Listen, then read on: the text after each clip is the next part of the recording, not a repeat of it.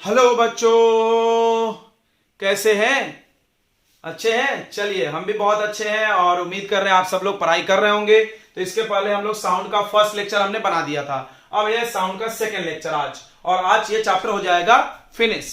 तो छोटे छोटे चैप्टर होते हैं, 8वीं में 1 से 2 लेक्चर में हम खत्म कर दे रहे हैं, आपको पता ही होगा, हार्डली 3 लेक्चर्स।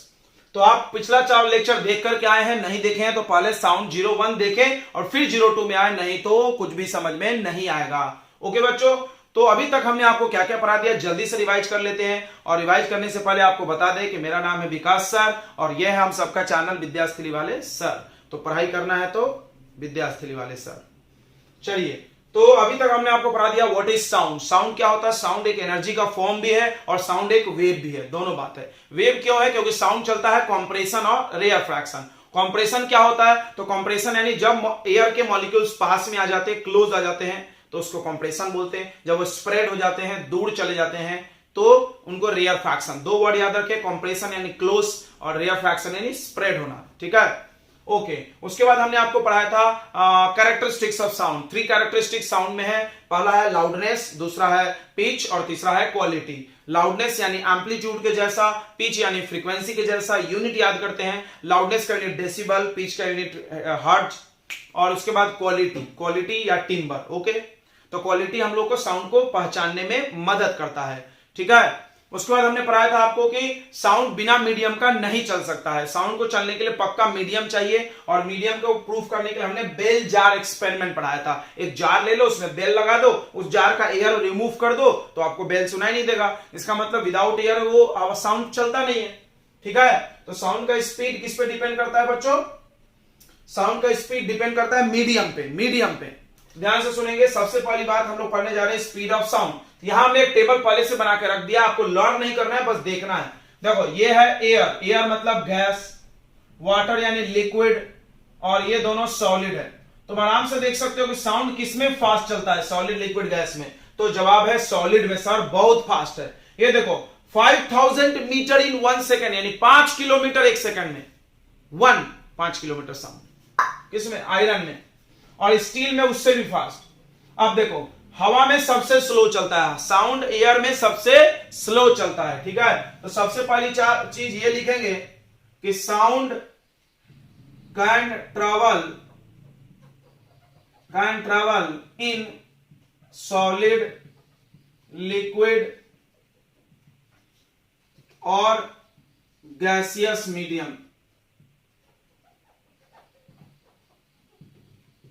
अगला, sound travel fastest in solid and slowest in gases. इसको समझते हैं क्यों? तुमने बचपन में पढ़ा होगा कि गैस के पार्टिकल दूर दूर होते हैं और सॉलिड के पार्टिकल पास पास में, और साउंड वाइब्रेशन से चलता है। डिंग डिंग डिंग डिंग, हिलेगा, फिर दूसरे को धक्का मारेगा, फिर वो तीसरे को। किसमें पार्टिकल जल्दी जल्दी दूसरे को धक्का मार सकते हैं? सॉलिड में, क्योंकि सॉलिड के पार्टिकल पास पास में। तुरंत इसको धक्का मार दिया, थोड़ा सा वाइब्रेट हुआ, इसको टक्कर मार दिया, फिर ये दूसरे को मार दिया, वो दूसरे को मार दिया। इसलिए साउंड में तेजी से चलेगा। एयर में क्या है कि इतने दूर इसको चल के जाना पड़ेगा ना उसको धक्का मारने के लिए, इसलिए साउंड गैस में स्लो चलता है। ठीक है, अगला एक चीज और ध्यान देंगे, speed of sound also depend on temperature. Speed of sound also depends on temperature।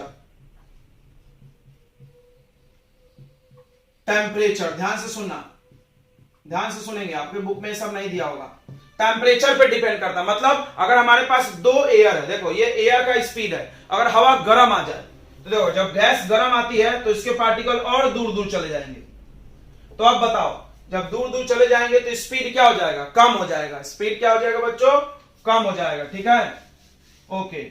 तो टेम्परेचर पे भी डिपेंड करता है। इतनी बात समझ में आ गई? तो स्पीड ऑफ साउंड सबसे फास्ट, स्पीड ऑफ साउंड को ऐसे आप ऑर्डर बना लो, सबसे तेज सॉलिड में है तो सबसे ज्यादा लिखो, ऐसे समझता है ना। उसके बाद लिक्विड और सबसे स्लो गैस में। अब गैस में अगर मेरे पास ठंडा गैस है, गर्म गैस है, तो किसमें तेज चलेगा? कोल्ड गैस में। ओके बच्चों, तो आगे चलते हैं हम लोग। आगे पढ़ना है स्ट्रक्चर ऑफ ईयर, कान का स्ट्रक्चर, ह्यूमन ईयर का स्ट्रक्चर। आप नोट कर ले इसको फटाक से। तो बच्चों हम लोग पढ़ रहे हैं स्ट्रक्चर ऑफ ईयर। ये आपके कान के अंदर का स्ट्रक्चर है, आपने कभी सोचा नहीं होगा। देखो कान में 3 मेन पार्ट्स होता है। ईयर क्या है तो सुन लेंगे, year is the organ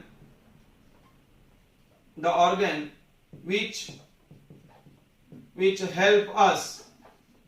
help us to hear यानी सुनना, साउंड यानी आवाज को सुनने में मदद करने वाला ऑर्गन है। अगला सुनो, अगला line, year has 3 main parts. Year के स्ट्रक्चर में 3 मेन हिस्से किए गए हैं। पहला आउटर ईयर, दूसरा मिडल ईयर और तीसरा इनर ईयर। अब हर ईयर के पार्ट में 3-3 नाम आपको याद करना है। ये तो एक बार में याद होता है, आउटर, मिडल, इनर, 3-3 नाम। देखो आउटर ईयर, पीना, ईयर कैनल और ईयर ड्रम, तीनों ईयर से है। बहुत अच्छा। आउटर ईयर में एक पीना क्या करता है, साउंड को कलेक्ट करता है। ये जो है ये क्या है कि साउंड इकट्ठा होगा, साउंड इधर से आएगा तो इसमें टकरा के अंदर जाएगा। आप गौर करो, आप ऐसे कर लो तो आपको आवाज और तेज सुनाई देता है। क्यों? क्योंकि आपका पीना बड़ा हो गया, ज्यादा साउंड अंदर जा रहा है। ये हटा लो तो कम साउंड सुनाई दे रहा है, ये काट दो तो और कम सुनेगा। तो ये क्या करता है, कलेक्ट साउंड। पीना कलेक्ट करता है। साउंड कलेक्ट होने के बाद यहां अंदर जाता है, अंदर जाके साउंड में एयर चल के आता है, कंप्रेशन, रेयर फ्रैक्शन यानी हवा, हाई प्रेशर, लो प्रेशर। ये जाके ईयर ड्रम को हिला देगा, वाइब्रेटिंग। समझा? जैसे आप देखो बहुत तेज होम थिएटर बजाओ तो हिलने लगता है, कोई चीज आसपास का कैलेंडर वगैरह हिलने लगता है ना, हिलने लगता है। तो साउंड से कोई भी चीज वाइब्रेट कर सकती, तो ईयर ड्रम हिलेगा। जब हिलेगा तो आपके कान में 3 बोन्स है, याद रखना। आपके ईयर में 3 बोन्स है, याद रखो। 3 bones present in ear, hammer, tuck hammer, anvil, stirrup. Hammer, anvil, stirrup. Stirrup आप सुने होंगे, पाइप को बोलते हैं स्टीर, क्या बोलते हैं, ऐसे पाइप से पानी पीते तो स्टीरअप बोलते क्या उसको, राइट? तो स्टीरअप मिलाने वाला, हैमर, एनविल, स्टीरअप, ये तीनों मिडल ईयर का पार्ट है। तो इनर ईयर यहां तक है, उसके बाद ये मिडल ईयर और ये inner, sorry outer, middle, inner. Inner में 3 नाम याद रखो, कोक्लिया याद हो गया होगा आपको, अपने नाम सुना होगा कोक्लिया। उसके बाद ऑडिटरी नर्व, समझ गया, ऑडिटरी नर्व। और एक और होता है ओवल विंडो, याद रख सकते हो। यहाँ पे ओवल विंडो होता है, यहां पर ऐसे बनाया नहीं हमने, यहां क्या होता है, ओवल विंडो। तो चलो आपको 3 नाम लर्न करना है, ध्यान से सुनेंगे, 3 नाम याद करेंगे। आउटर ईयर में तो हम यहां लिख दे रहे हैं, आउटर ईयर में पहला नाम पीना लर्न करो, पीना दारू पीना, पानी पीना, पीना, ईयर कैनल, ईयर ड्रम, याद हो गया? यस। मिडल ईयर में 3 बोन है, बोन्स याद रखो। अपने पूरे बॉडी का सबसे छोटी हड्डी कान में है, हैमर, एनविल, स्टीरअप। पढ़ने तो आ रहा है ना, नहीं तो उच्चारण लिख लो, स्टीरअप, हैमर, एनविल, स्टीरअप। उसके बाद इनर में ओवल विंडो,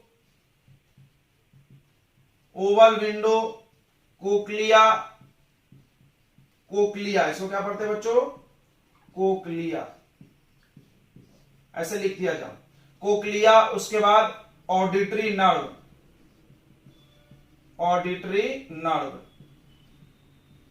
इसको 5 बार पढ़ो, याद हो जाएगा, ठीक है। अब सबका काम लिख लेंगे हम लोग, एक एक का काम। देखो ध्यान से सुनेंगे। आउटर ईयर क्या करता है, आउटर ईयर कलेक्ट साउंड, तो साउंड कलेक्ट करने का काम इसका है। 3 नाम 3 काम हम लिखेंगे, collect sound and passes it inside the ear, ये इसका काम, अंदर ले जाना, देख रहा है। इस कैनल यानी ट्यूब, इस ट्यूब से साउंड अंदर गया। एंड इट कन्वर्ट साउंड में एनर्जी है ना, yes, sound energy into vibration. क्या बात है, बहुत अच्छा, कितना अच्छा टेक्निक बना है अपने कान में। मतलब आया साउंड लेकिन वाइब्रेशन में बदल जाएगा। कैसे? ये ईयर ड्रम है, साउंड आया, इस पे टकराया, कंप्रेशन टकराया, हिला, रेयर फ्रैक्शन टकराया वापस आया, compression rare fraction, compression rare, यानी ये वाइब्रेट होने लगा। साउंड की वजह से क्या होने लगा? वाइब्रेट, यानी साउंड एनर्जी क्या में बदल गया? वाइब्रेशन में। ये हिलेगा तो ये तीनों हड्डियां हिलेंगी, यस हिलेंगी ना। चलो आगे बढ़ते हैं। नोट कर लिया ना आपने? बहुत अच्छा, नोट जरूर करें। अब देखो, अब आउटर ईयर हो गया, मिडल ईयर। मिडल ईयर तो इट हैज 3 बोन्स, ये 3 हड्डियां हैं, ठीक है। विच, कौन कौन हड्डियां है? हैमर, एनविल, फिर स्टीरअप। which increases the vibration, जो वाइब्रेशन को बढ़ा देते हैं। मतलब साउंड तो बहुत धीरे धीरे हिलाएगा, साउंड ईयर ड्रम को एकदम धीरे धीरे हिलाएगा, क्योंकि हम लोग जो बोलते हैं उस साउंड में ज्यादा पावर नहीं होता है। होम थिएटर जितना तेज थोड़ी बोलते हैं यार तुम, होम थिएटर हिला सकता है, लेकिन हम बोल रहे हैं तो कहां हिल रहा है कोई भी चीज। लेकिन ईयर ड्रम एकदम पतला होता है। ईयर ड्रम आप सुनोगे, कान का पर्दा, तो ये बहुत पतला होता है, हल्का हिलेगा, और उस हल्का हिलने को ये लोग ज्यादा में हिलने में बदल देंगे। ये थोड़ा हिलेगा तो ये लोग जमजम से हिलेंगे, ये तीनों बोन्स मिलके। ये मिडल ईयर में है, ठीक है। उसके बाद एंड पासेस वाइब्रेशन, इस वाइब्रेशन को पास करते हैं टू द इनर ईयर, यानी यहां से साउंड आया, ध्यान से समझना, डायग्राम में लिख लो, और यहां पे वाइब्रेशन बन गया, और इस वाइब्रेशन को इनर ईयर में दिया जाएगा, और इनर ईयर में क्या होगा? वो वाइब्रेशन बन जाएगा आपको इलेक्ट्रिक सिग्नल, इलेक्ट्रिक इंपल्स।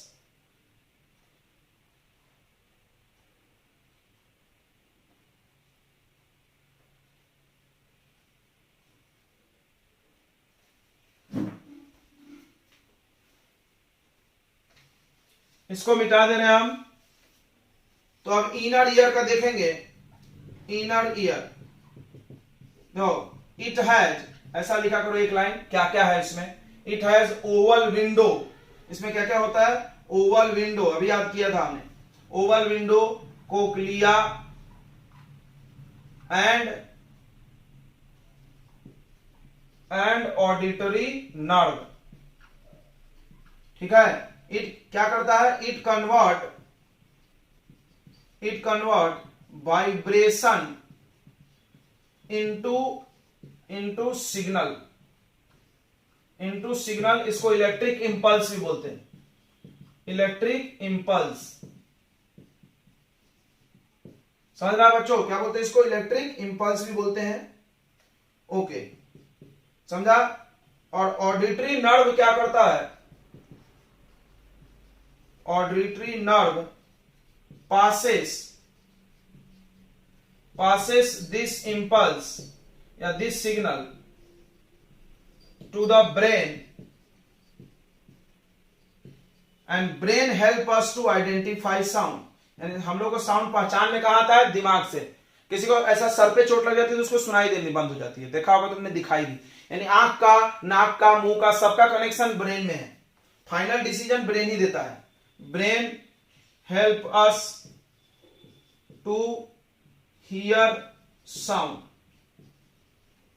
ठीक है। क्या होता है ये देखो, फिर से समझो। आया साउंड, ये वाइब्रेशन में बन गया। देखो, साउंड टू वाइब्रेशन कौन करता है? आउटर। फील करो। इन मिडल वाला क्या करता है? कुछ बदलता नहीं, वाइब्रेशन को बढ़ाता है बस, और फिर ये वाइब्रेशन को सिग्नल में बनाता है। वो सिग्नल, ये देखो, वो सिग्नल कहां चला जाएगा? ब्रेन में। कौन लेके जाता है ब्रेन में सिग्नल? Auditory nerve. याद रहेगा, नर्व मतलब सिग्नल ले जाने वाला, ठीक है। तो इस तरह से ह्यूमन ईयर समाप्त होता है, ठीक है। सबको समझ में आ गया? अब पढ़ेंगे हम लोग टाइप्स ऑफ साउंड। तो हमने आपको अभी क्या पढ़ाया आज के लेक्चर में? हमने आपको आज के लेक्चर में पढ़ाया स्पीड ऑफ साउंड। साउंड का स्पीड सबसे तेज किसमें? सॉलिड में, और सबसे स्लो गैस में। क्यों? सॉलिड के पार्टिकल चिपक के रहते हैं, जल्दी जल्दी वाइब्रेट करेंगे। ओके, और उसके बाद हमने आपको पढ़ाया ईयर, हम लोग सुनते कैसे, आवाज प्रोड्यूस कैसे होता है? वॉइस बॉक्स, लैरिंग से। सुनते कैसे? कान से। निकलता आवाज यहां से, सुनते यहां से। क्लियर हो गया बच्चों? चलो आगे पढ़ रहे हैं हम लोग टाइप्स ऑफ साउंड।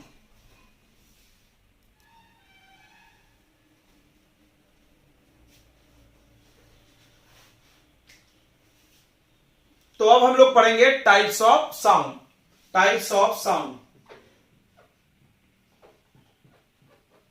क्या सारे आवाज हम लोग को सुनते हैं? तो नहीं, बहुत सारे साउंड नहीं सुनते। जैसे बैट जब चिल्लाता है तो नहीं सुनते, तुम डॉल्फिन का आवाज नहीं सुन सकते, राइनोसेरस का आवाज नहीं सुन सकते। क्यों सर, क्या वो लोग चिल्लाते नहीं? बिल्कुल चिल्लाते हैं। फिर क्यों नहीं सुनते? वो हमारे सुनने के रेंज से बाहर है। तो साउंड के दो टाइप मेन होते हैं, एक ऑडिबल साउंड, ऑडिबल मतलब जिसको हम लोग सुन सकते, और दूसरा इनऑडिबल, इनऑडिबल साउंड, इसको हम लोग सुन नहीं सकते हैं। तो कौन सुन सकता है? एनिमल। कौन सुन सकता है ये साउंड? एनिमल, याद रखना। इनऑडिबल साउंड एनिमल प्रोड्यूस भी करता है, सुन भी सकता। जैसे कुत्ता सुन सकता है, राइनोसोरस, एलिफेंट, डॉल्फिन, बैट, ये सब। तो ऑडिबल साउंड क्या होता? तो ध्यान से सुनोगा, हम तुमको यहां एक लाइन समझाते हैं। इनऑडिबल के दो टाइप और होता है, एक होता है इंफ्रासोनिक और एक होता है अल्ट्रासोनिक।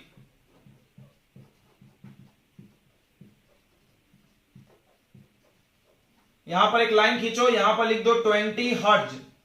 हर्ट्ज में क्या नापते हैं? फ्रीक्वेंसी। और ये हो गया 20,000 हर्ट्ज। अब देखो, यहां से यहां तक जो साउंड है उसको बोलते हैं ऑडिबल। 20,000 से आगे जो है उसको बोलते हैं अल्ट्रासोनिक।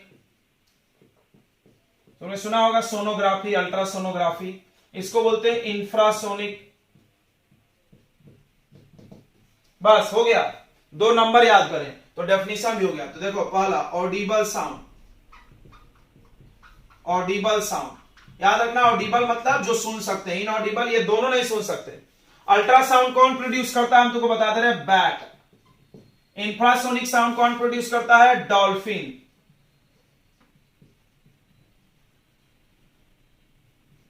ठीक है, याद रखेंगे। बैट, उसके बाद और भी है ब्लू वेल, ब्लू वेल भी प्रोड्यूस करता है, बैट भी। राइनोसेरस भी ये प्रोड्यूस करता है, इंफ्रासोनिक। Rhinoceros, dolphin, infrasonic. अब देखो, और ये ऑडिबल ह्यूमन, ऑडिबल साउंड। तो ध्यान से सुनेंगे क्या डेफिनेशन है। द साउंड, देखो साउंड का टाइप है, तो पहला word the sound having, having मतलब जिसके पास, फ्रीक्वेंसी, फ्रीक्वेंसी में बात हो रही है। फ्रीक्वेंसी, हर्ट्ज में क्या होता है? फ्रीक्वेंसी। कहां से कहां तक? 20 hertz to 20,000 hertz is called audible sound. हमारा ईयर, हमारा कान ऑडिबल साउंड को सेंस कर सकता है, इनऑडिबल को नहीं कर सकता। हमारा कान ही ऐसा बना दिया भगवान ने। कैसा कान बना दिया बकवास सा, सुन नहीं रहा यार। अच्छा रहता सारा आवाज सुनता तो पागल हो जाते सुन सुन के। अगला इंफ्रासोनिक, इंफ्रासोनिक साउंड। तो क्या बोलेंगे? क्या बोलेंगे? The sound, the sound of frequency, the sound of frequency less than, किससे less than? 20 hertz is called infrasonic. कौन बनाता है इंफ्रासोनिक साउंड? कौन बनाता है? डॉल्फिन और ब्लू, ये क्या बताया था हमने? डॉल्फिन और राइनोसेरस। तीसरा अल्ट्रासोनिक, अल्ट्रासोनिक। देखो इंफ्रासोनिक साउंड कुत्ते भी सुन सकते हैं, इसलिए देखना कुत्ता तुम कितना भी ऐसे छुप छुप के जाओगे वो सुन लेगा। देखो ऐसे ऐसे आराम आराम से भी जाओ, कुत्ता ऐसा सोया है उठ जाएगा। कैसे? तुमको लग रहा है कि कोई आवाज नहीं हो रहा है, लेकिन हो रहा है आवाज, इंफ्रासोनिक हो रहा है, 20 से कम निकल रहा है, वो सुन लेगा। तो अल्ट्रासोनिक, बट कुत्ता बोलता ऑडिबल में, सुन सकता है इंफ्रासोनिक। ठीक है, ये ध्यान रखना। अल्ट्रासोनिक क्या हो जाएगा? The sound, the sound of frequency more than 20,000 hertz. वैसा साउंड जिसका फ्रीक्वेंसी 20,000 हर्ट्ज से ज्यादा हो इज कॉल्ड अल्ट्रासोनिक साउंड। ठीक है बच्चों, अल्ट्रासोनिक साउंड कौन बनाता है? बैट। बैट हम लोग नहीं बना सकते। ठीक है, आगे बढ़ा जाए।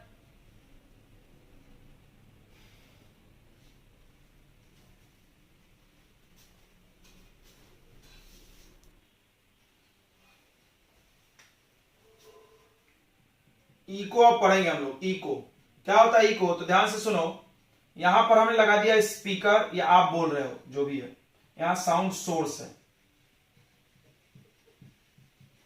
और यहां पे कोई बड़ा सा वॉल है, खाली रूम है और वॉल है, वॉल है या रॉक है या माउंटेन है,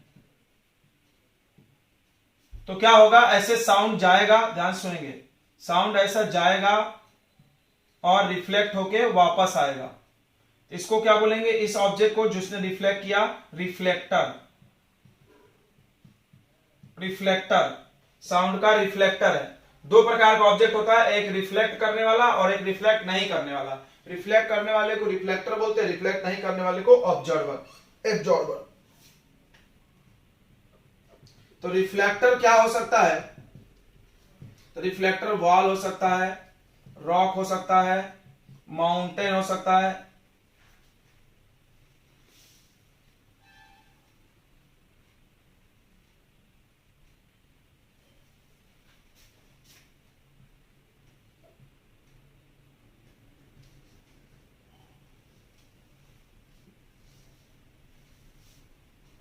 तो वॉल हो सकता है, रॉक हो सकता है, समझ में आया। उसके बाद एब्जॉर्बर, एब्जॉर्बर कौन हो सकता है भाई, एब्जॉर्बर कौन हो सकता है,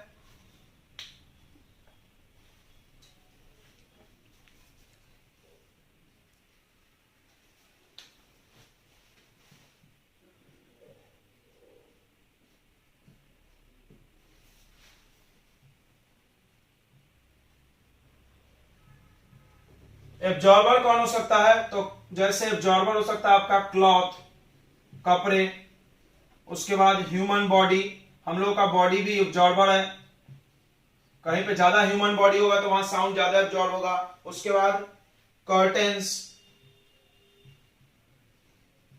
पर्दे, पर्दे, ये सब एब्जॉर्बर है। तो साउंड भी रिफ्लेक्ट होता है, याद रखो, साउंड भी रिफ्लेक्ट होता है। साउंड जब जाएगा तो टकरा के वापस आता है किसी भी ऑब्जेक्ट से, तो इसी रिफ्लेक्टेड साउंड को इको बोलते हैं। ये जब जा रहा है तो इसको साउंड बोलेंगे, और जब आ रहा है तो इको बोलेंगे, समझ गया। The reflected sound is called echo, ठीक है। इको हमारे लिए यूजफुल होता है, इको इज यूजफुल, यूजफुल, ठीक है, इको यूजफुल है, ठीक है, इको यूजफुल है। अभी एक रिवर्बरेशन पढ़ाएंगे, वही अनडिजायरेबल है, मतलब हम उसको बंद करना चाहते हैं। कहां यूजफुल है, तो यूजेज ऑफ इको, देखो uses of eco,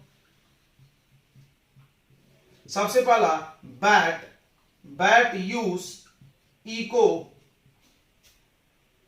to fly in dark. तुम देखा होगा रात में बैट उड़ते हैं, चमगादड़, तो बैट कैसे उड़ते हैं, तो ध्यान से समझेंगे। बैट क्या करता है, बैट जब उड़ता है तो, बैट जब उड़ता है, ध्यान सुनेंगे, तो अपने मुंह से अल्ट्रासाउंड फेंकते रहता है हमेशा, उसका आवाज अल्ट्रासाउंड होता है, हमने बताया था अल्ट्रासोनिक साउंड। अब रास्ते में कोई भी ऑब्स्टेकल आ गया, रुकावट आ गया, तो इससे जाएगा साउंड और टकरा के वापस आएगा, और बैट अपने ईयर से उसको सेंस कर लेगा, बैट अपने ईयर से उसको सेंस कर लेगा, समझा। ऐसा साउंड गया, ऐसा टकरा के उसके ईयर पे आया, तो सेंस कर लेगा ऑब्स्टेकल कितने दूर है, तो टकराएगा नहीं, बच जाएगा। समझ गया होगा सबको मेरी बात कि नहीं समझा, समझ गया ना। तो बैट क्या करता है, यूज करता है echo to fly in dark, ठीक है। This technique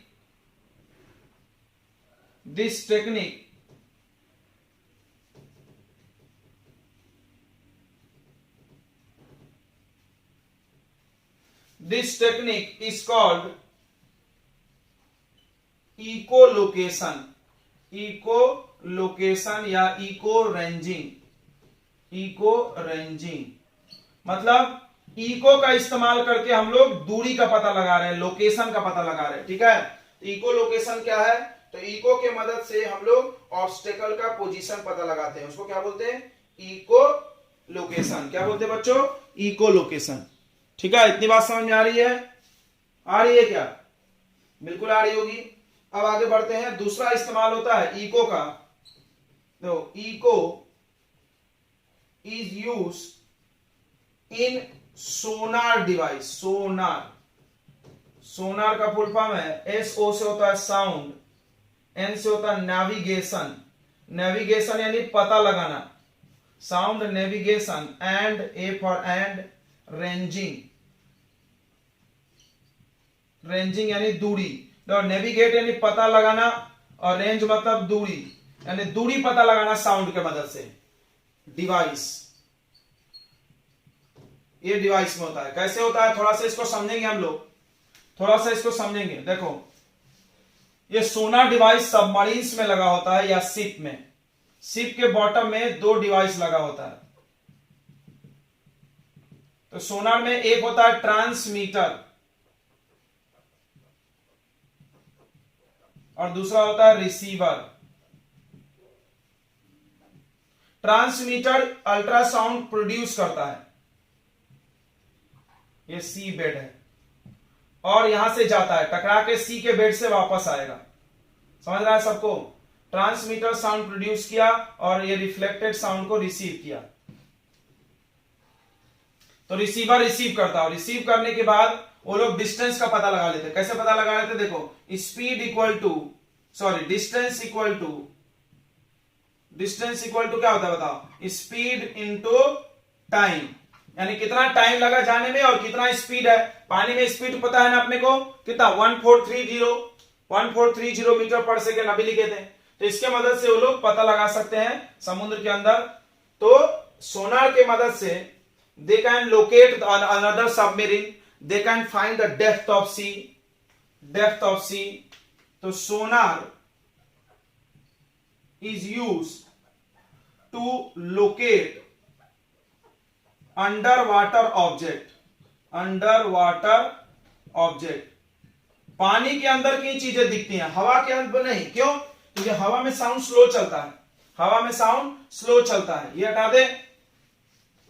under water object like submarine, submarines या रॉक्स, पानी के अंदर कोई पत्थर है, या आपको डिस्टेंस भी पता लगा सकते हैं। ठीक है। It can find depth of sea, depth of sea, समुद्र की गहराई पता लगा सकते हैं। समझा होगा कैसे?